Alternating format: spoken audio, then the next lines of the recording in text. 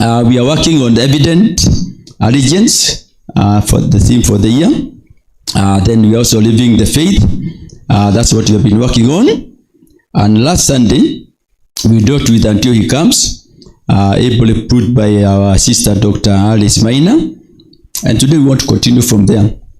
And we are saying, as you wait for His coming, as you want to live your faith, you are likely to come across some mountains. So what are we going to do about mountains? And the topic for the day therefore was speak to the mountains. Speak to the mountains. Since mountains have to be there, speak to them. And the minute I saw that, I was reminded of a preacher, American preacher who came to Kenya a couple of years ago. That's about 55 years ago. That, of course, is meant to scare Dan Oruch. So the preacher came, and when he came, he went to the highlands, Kenyan highlands, and he wanted to speak to the mountains. It's the first time I had somebody speak to the mountains. So when I got this topic, I felt that's very interesting.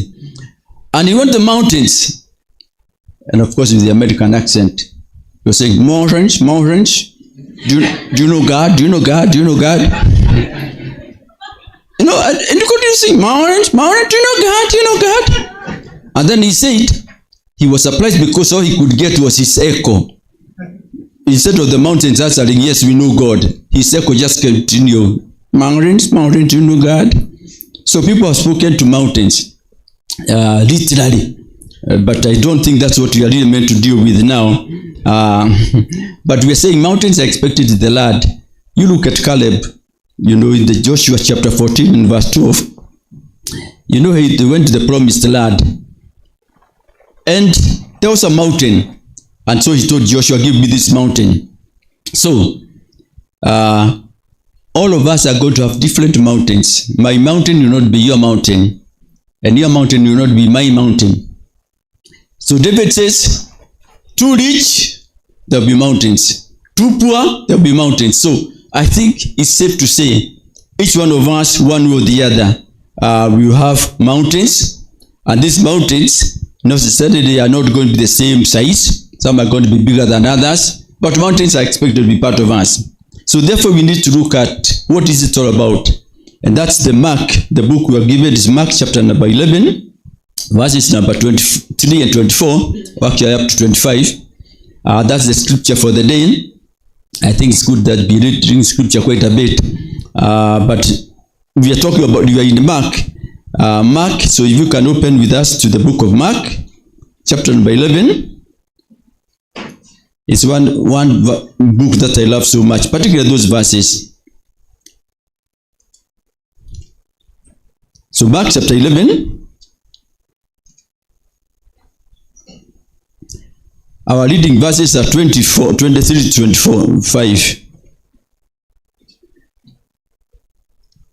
Verse 23, for verily I say unto you, that whosoever shall say unto this mountain, be thou removed. So that's speaking the mountain. We are talking to the mountain. Be thou removed, and be thou cast into the sea, and shall not doubt in his heart, but shall believe that those things which he saith shall come to pass. He shall have whatsoever he saith.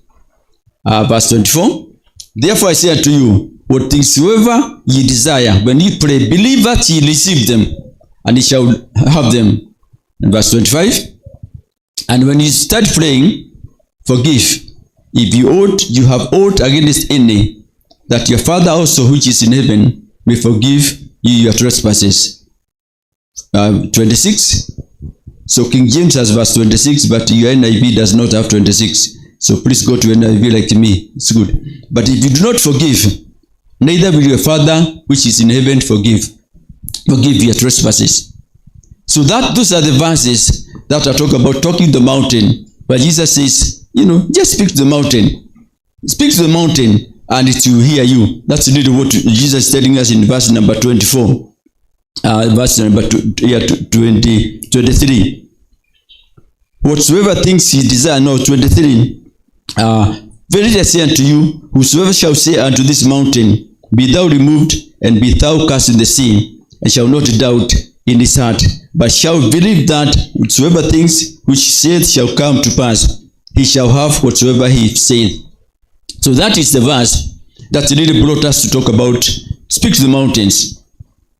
But I think it's good to always look at the context before you come to that verse, what's going on before. In chapter number 11, starting from verse number 1, is Jesus coming to Jerusalem for his final trip.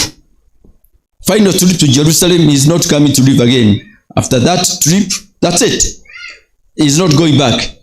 I don't know whether you ever make a trip in your life and you're told that it's a final trip. Final trip. That's no other.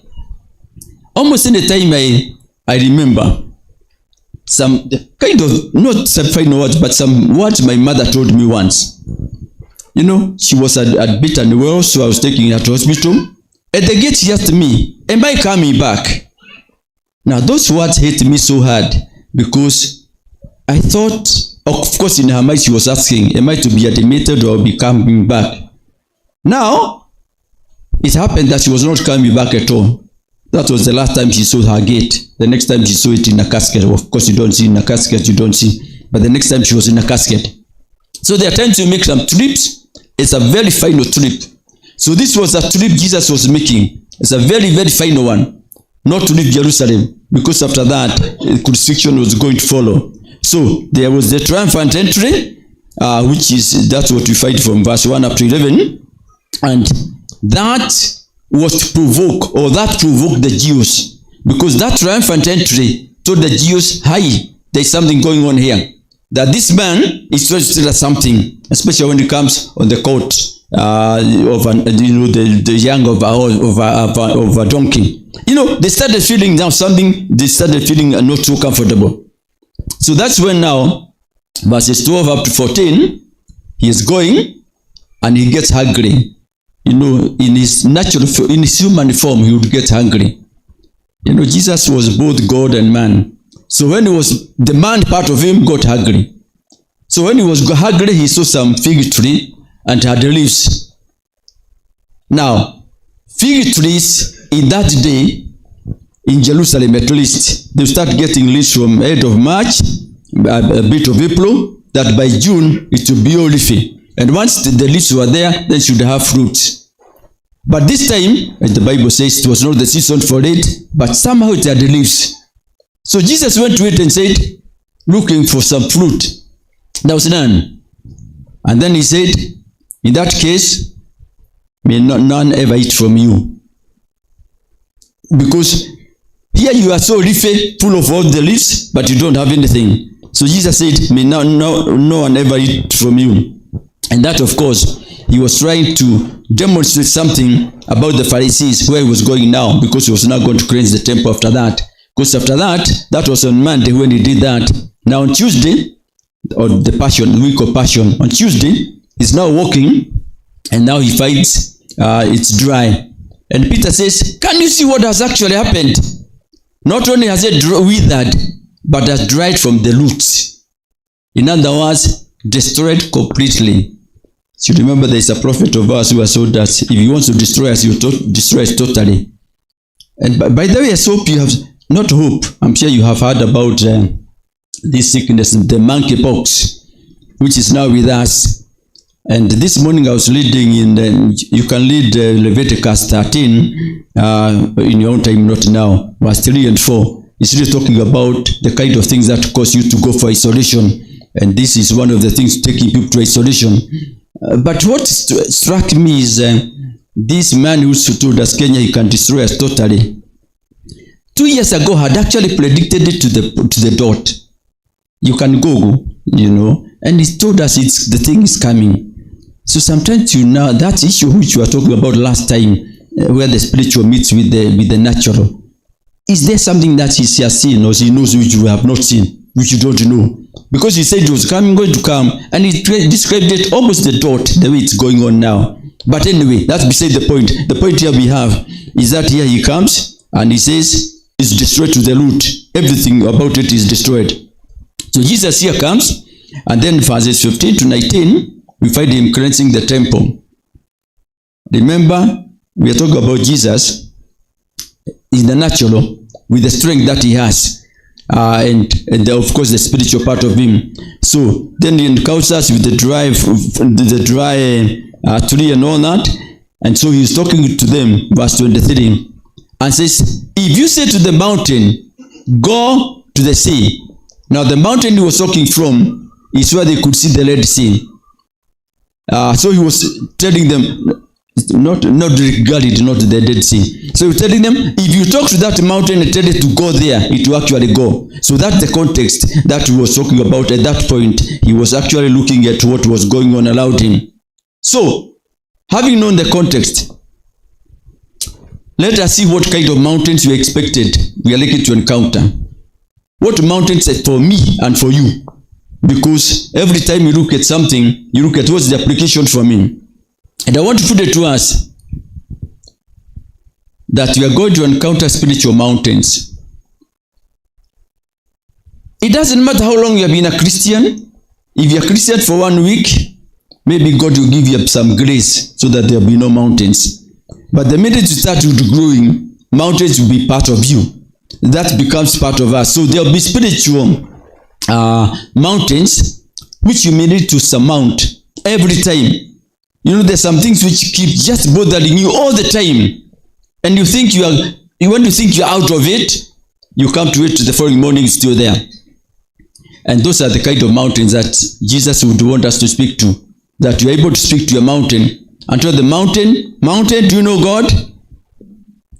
I want you to go to the sea. So it is important that we do that. Whatever mountain it is as a spiritual one. When you look at what's happening in the country right now, and we are 80% Christians, then you find there are very many mountains which have not moved at all. Even when we come and try to think we have moved them, they are not moving. There will be physical mountains. Physical mountains. The kind of mountains that really you can see. In fact, there is one particular lady, a sister in the Lord, who read this passage and said that you can speak to the mountain. And in front of her was a physical mountain, which really was bothering her, because the sun will never reach her. Now with the mountain ahead of her. So she read this verse and said, God, you have told us to tell the mountain to move to the sea. Mountain, time to go to the sea. She just took it literally by faith. And you see the good thing, I talk about the natural and the physical meeting. The following week, she was shocked. There were bulldozers. Put the thing down. Not for her, they had not even had her prayer. But what was happening is that they needed to make a road across that mountain. So they had to bring it down. So he said, yeah, you see, I saw the mountain go. The mountain you have gone. So there are some physical things that you are really going to deal with where you go to tell the mountain to go. For example, when you are sick, that sickness is a physical one. So when you are dealing with it, you are telling that mountain to go. It's a physical one, not a spiritual. This time, not nothing spiritual about it, but you are talking about the physical. Financial. There are so many times, and if you have not had a financial mountain, you must be a very different kind of person. Most of us have had financial mountains. Where we did saying now, Lord, I honestly don't know what's happening between me and the end of the month. It's some 200 shillings. And today is on the 18th. So even living $1 a day you can't afford because it's not there. It's a mountain. And that, by the way, does not just come to the unemployed. Even the employed and the retirees like me and my brother here, it is there. So when you have a physical mountain, a financial mountain, I think it's important to be able to talk to it because that's what you are expected to do. The worst part of it, which I have come across to these days, is more of social and domestic. Social and domestic mountains. They become so unsurmountable. They are so big, you don't know what to do with them. The married men and married women here, not you, Barnabas, for you are here at Badu. But you see, the time and again I've talked about when people are getting married, when they are courting, that normally The man does the talking, and the lady does the listening. They go to honeymoon, it reverses. She does the talking, and he does the listening. When they get back home, they both talk, and the neighbors listen. So you want to ask somebody, because this is what happens. So, and I think those are major mountains. That's a major mountain that needs to be dealt with. Because when you go to a home and you hear them singing so well and praising the Lord, don't imagine they are just worshiping. More often than not, they are addressing each other. They are talking at each other. So the man feels that this lady has not been cooperating. So now he starts perfect submission. Of course, you're telling the lady you have not been submitting. Then you think they should join and sing together. No, but she has her own song. Do thy flesh despise forsake. And you imagine it's worship. It's not worship. I mean, they have such mountains they want to surmount, and the only way to do it, they do it that way. So we are saying we have mountains that we need to surmount. So what are the requirements? Now that we know the kind of mountains, because they are very many, of course we can't deal with all of them. But now that we have mountains, what is the requirement? What are we expected to do? Number 1, verse number 23 is what Jesus is telling us here. Have faith in God. Have faith in God. And don't doubt. Verse 22, it says, have faith in God. Do not doubt. Jesus said unto them, have faith in God. So, you cannot come to somebody you do not have faith in. I mean, unless you have faith in the person you are going to approach, you are not expecting much. So you are saying, have faith in God. So as you come to God, don't come to him when you have no relationship with him. Have nothing to do with you, God. But anyway, remove this mountain. No, you must first of all have faith in God. Now, the second one is, no doubt in your heart. That's verse 23 and 24. We are on Mark 11. 23 to 24. No doubt in your heart. And that is expected of us. I'm talking about the expectations and requirements. If you're going to expect the mountains to move, then you must have faith in God. Have no doubt in your heart. Then verses 25 and 26.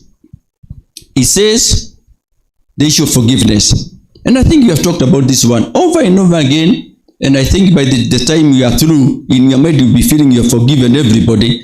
But by the time you get to the gate, the bitterness comes back, which should not be so. So it's saying, if you really want to expect something from God, have no grudge against anybody. And that literally means anybody and everybody. So here you are.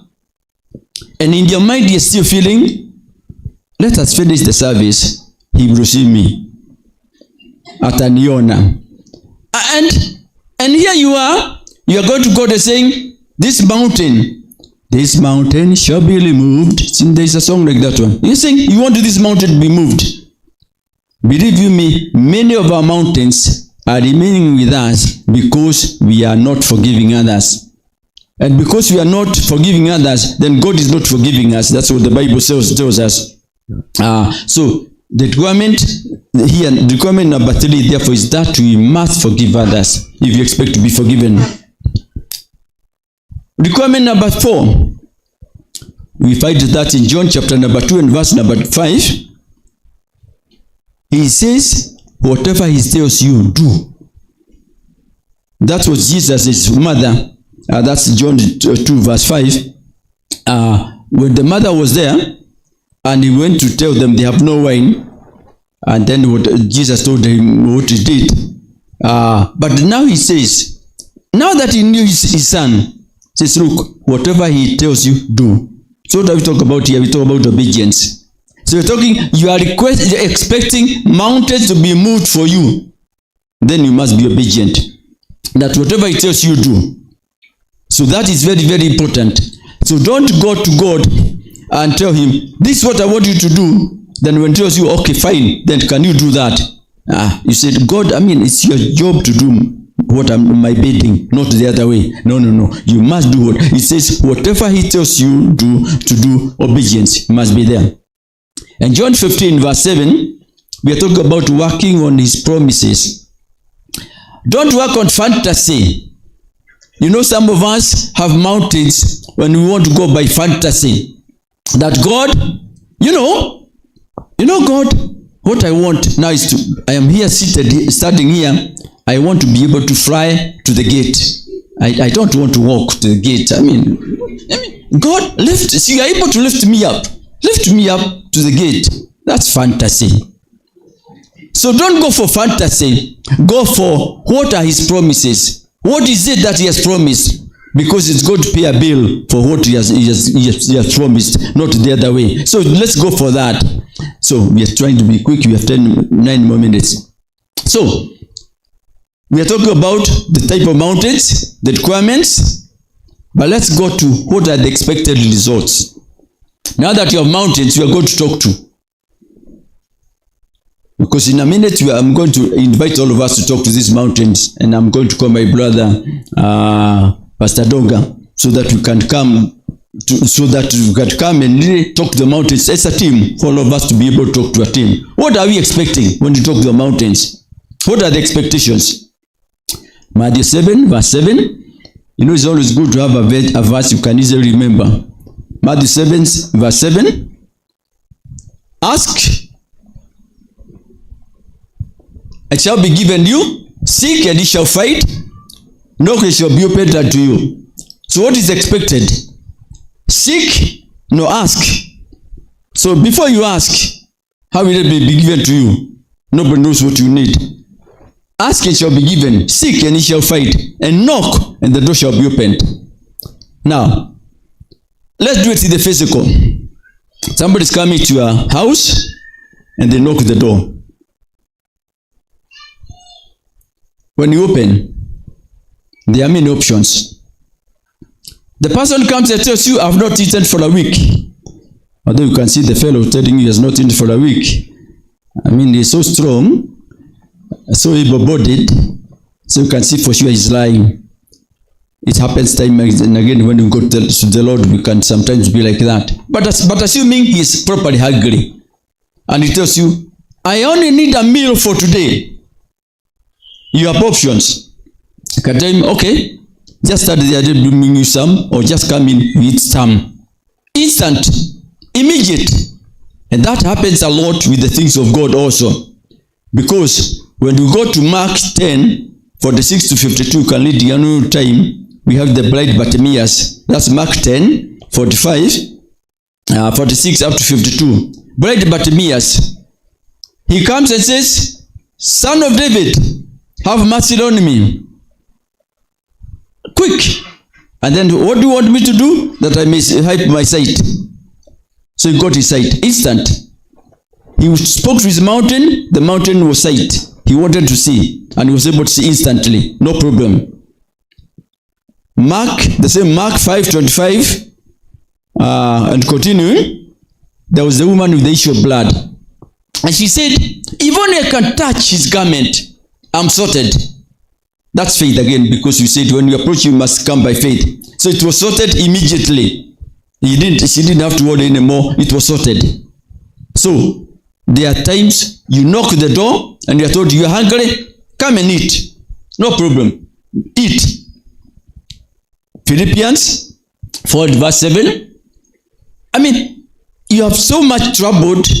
But then he gives the peace of God. The peace of God which passes all understanding is going to give to you. And that will keep you. And the peace of God which passes all understanding shall keep your heart and your mind through Christ Jesus. And those are in the psychologists will tell you are the seeds of depression. So you are here almost going through depression. Speak to that mountain. And the peace of God which passes all understanding will keep your heart and mind through Christ Jesus. So that happens all the time. So you have knocked the door. So you have been told, come in. What is it? I have no peace. Imagine I have not slept for the last 1 week because I have no peace. Then God gives you his peace and you are sorted. That happens. But at the door also, he can come and tell you, the request you're making is not realistic, because you just want to fly to the gate. No, that's fantasy. So I'll not give it to you. And if I'm not giving, of course he gives the reason he's not giving. And so we find that in Mark chapter 10 again, verse 35 to 40. Maybe that one you can open and see. Mark 10, 35 to 40. James and John, the sons of Zebedee, come to him saying, Master, fantasy, we would want that you should do for us something that we desire. What is the desire? Remember the door knocking now. So there, and said unto them, what would you have me do? Okay, let's go on.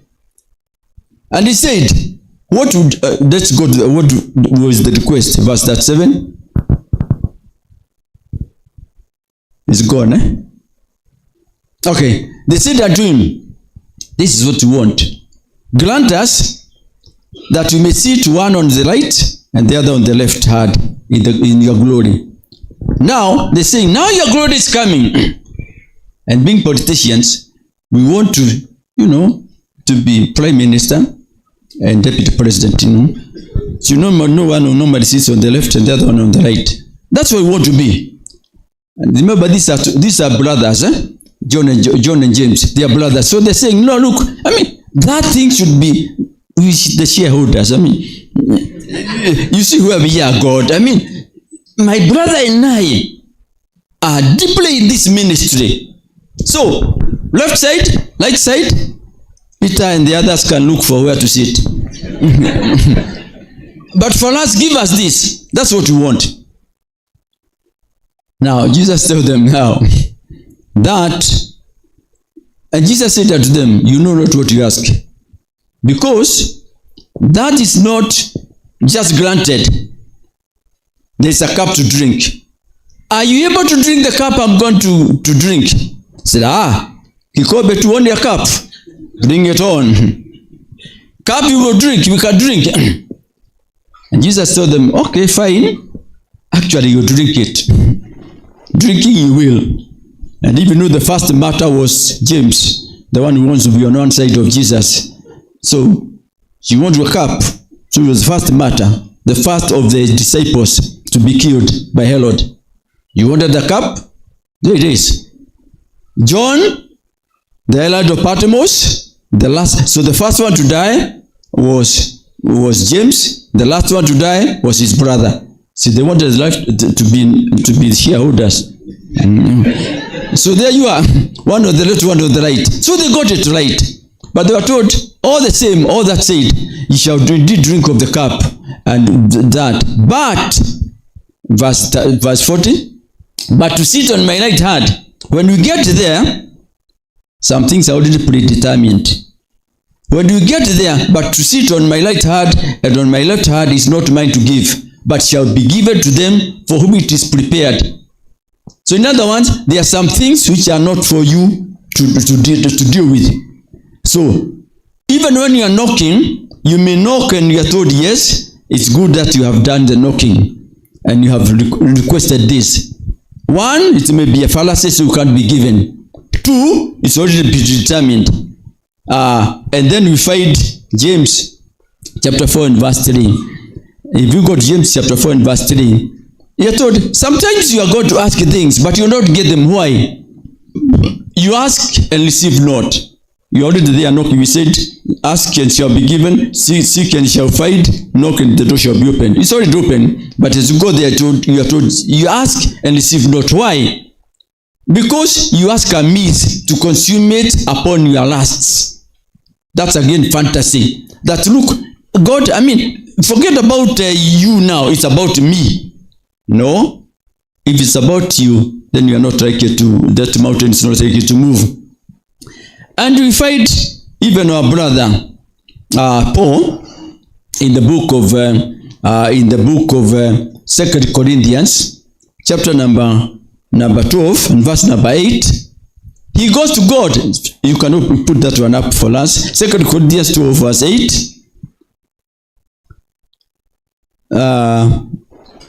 That's about for now. 2 Corinthians 12 and verse 8. If you can have it there, please. Okay. For this I besought the Lord. He knocked. He asked. He sought. For this I sought the Lord. How many times? 3 times. 3 times. So it's not just knocking once. For this I besought the Lord 3 times, that might depart from me. This mountain, Lord, let it go. People have argued what the mountain was, and a number seem to be agreed it was eyesight, that he had poor eyesight. So you're saying, Lord, I want to be able, when I stand before the people, I can see them properly. Even Eutychus, when it's falling, I can see. I can see them properly. That's what I want to do. So I sought the Lord 3 times. What does the Lord tell him? Remember, he's knocking. There's a door. He has already knocked, and the door is already opened. For this I sought the Lord 3 times. Verse 9. Oh, it's not there. And he said unto me, my grace is sufficient for you, for my strength is made perfect in weakness. So your weakness, I want to use it. Most gladly, therefore, will I rather glory in my infirmities. So we are saying, you are knocking there, and nothing's happening. Not because he has not had, actually he has opened the door. He's with you at the door. But says, what you're asking for, I have a better idea. I have a better deal for you. I have a better deal for you because my grace is sufficient for you. And that reminds us what happened in John chapter 9, verses 1 to 8. There's this man who was born blind. And they come and ask him, that's John, we're on John chapter number 9, 1 to 8. And they come and ask him, can you tell us which of them sinned? The parents or this chap that was born blind? I don't see how you can sin before you are born so that you can be born blind. But that's what they do. And his disciples asked him, saying, Master, who did sin? This man or his parents that was born blind? But Jesus says, no, none of the above. Jesus answered, neither. It has disappeared again. But anyway, it says, neither had this man nor his parents sinned. It's not because any of them did, but that the works of God should be made manifest in him. So we are saying, therefore, it is important to know that seek and ye shall find, knock and the door shall be opened, ask and shall be given. That is for sure, as you talk the mountains. But some of the times you are talking to those mountains, God may be telling you something different.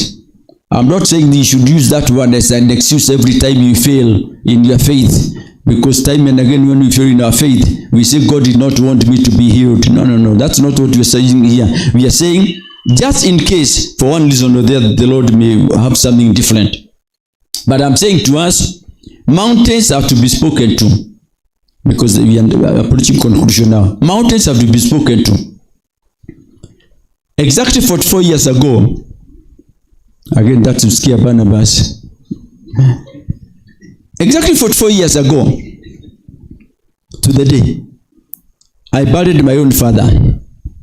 And my father, he died at a very early age, a young age of 58. And because he was always 30 years older than me, mathematically you can tell how old I am. So he died at that time, 44 years ago. Buried him exactly 44 years ago. He is a man that I had been praying for so long. It was a mountain for me. I wanted that mountain moved. But you know, it never moved until he was on the deathbed. The last words he told me, just the day before he died, told me, son, in this world I only desire 2 things. A Bible and a hymn book. And obviously that made me feel very good. What I prayed for this many years, this mountain has finally moved. So your mountain may not necessarily move this morning, although it should. But should it not move, we don't give up. You know, when I got this message, when I was told to come and talk on this one, it really amazed me because just about a month before that, I had read these verses. And I had a particular mountain I was telling God, this mountain must move. It's not moved yet. I'm still waiting for it to move. And it's a major one. A major mountain. Of course, I'm not knowing what it is. And I said, God, this mountain must move. And that was my major mountain in life. I think a week ago I got another one, so I'm now wondering now. Do I ask for both? And I don't think there's any sin in asking for more than one main mountain to move.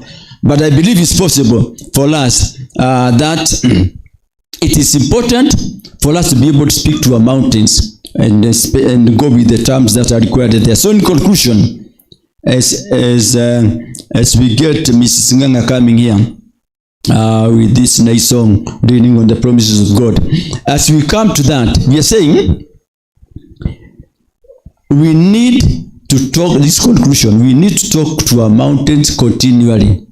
Don't ever give up. Don't ever come to a point when you are saying, Mrs. Nganga is still hoping you are coming, Susan. Don't you ever come to a point when you say that the mountains are not moving. First Thessalonians chapter number 5, verse number 7, it says, pray without ceasing. In other words, never come to a point in your life when you say, now, I think it is too much. Like I gave the case of my father.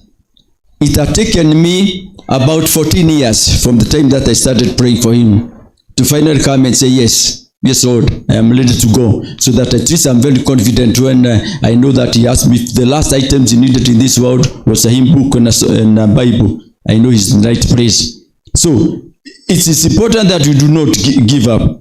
Luke chapter number 18, verse 1 to 8, or the same, is talking about that men always ought to pray. I'm giving you these verses, you can read in your own time, you don't have the time for that. So it is important, as conclusion number 1, that we do not give up when it's time to pray. We must continually pray. Number 2, when one mountain moves to the sea, because they will keep moving, another is likely to show up. It's a process of growth. When one mountain moves to the sea, another one is likely to show up. So why is it showing up? So that you can grow. Because there's no growth unless there's some work going on. And part of the work is removing the mountains, telling the mountains to move. It's important.